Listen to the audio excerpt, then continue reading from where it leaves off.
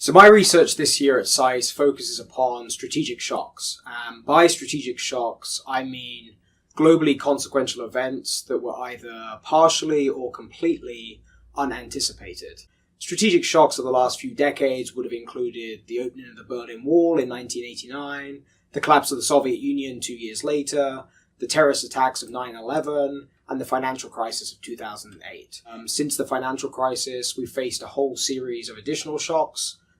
For example, the Arab revolutions of late 2010 and early 2011, Russia's intervention in Ukraine in 2014, and the broader reassertion of Russian military power. And so my research explores the nature of such shocks, the challenges of such shocks, and tries to think about how leaders, governments, international organizations can handle strategic shocks when they occur in the future. So obviously there are lots of different types of shocks, and all of these different shocks will have different causes, different consequences. What my research is trying to do is to think about differences between shocks and the different challenges that follow, but also to think about commonalities. They obviously lead to periods of uncertainty, and so that puts a premium on thinking about the reactions of other people. For the United States, that means thinking about how its allies think about a particular shock. It means trying to coordinate with allies. It also means thinking about how adversaries and potential adversaries think about a particular shock. The short answer is we don't know all of the strategic shocks that we might face in 2019. But as I said at the outset, strategic shocks can be partly rather than completely unanticipated, and sitting here in late 2018, we can see the possibility of at least one strategic shock in Europe, which would be Britain leaving the European Union without a deal. That is a real possibility, that is a real danger.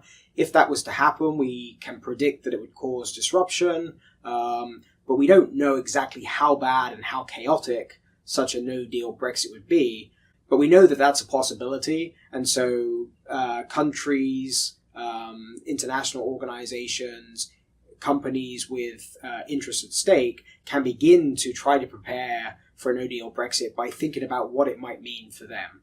We might face other strategic shocks in 2019 that we cannot foresee, we cannot predict at the moment, and so that puts an onus on global actors to not just try to predict particular shocks, but to cultivate the capability to respond to shocks, even though they can't foresee ahead of time the exact form that those shocks might take.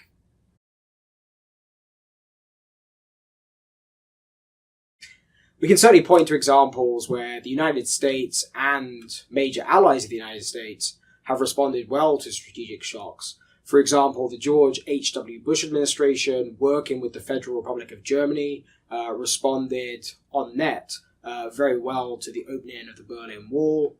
The United States, together with West Germany, managed to respond to that shock in a way that achieved fundamental objectives, not least the reunification of Germany within NATO, that also was measured, careful, and that avoided some of the potential instability and volatility that could have resulted in Europe as a result of that shock. More recently, I'd argue that NATO, on balance, responded well to Russia's intervention in Ukraine in 2014.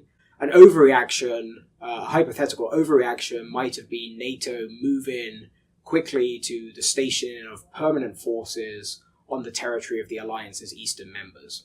Instead, NATO took a more measured step, which was to begin rotating alliance forces through the eastern members. What that did was it helped to enhance the alliance's deterrent posture, but it was less provocative than moving directly to the permanent stationing of NATO forces on the territory of the eastern member states. And that's why I think it was a reaction, a sensible reaction, but it wasn't an overreaction.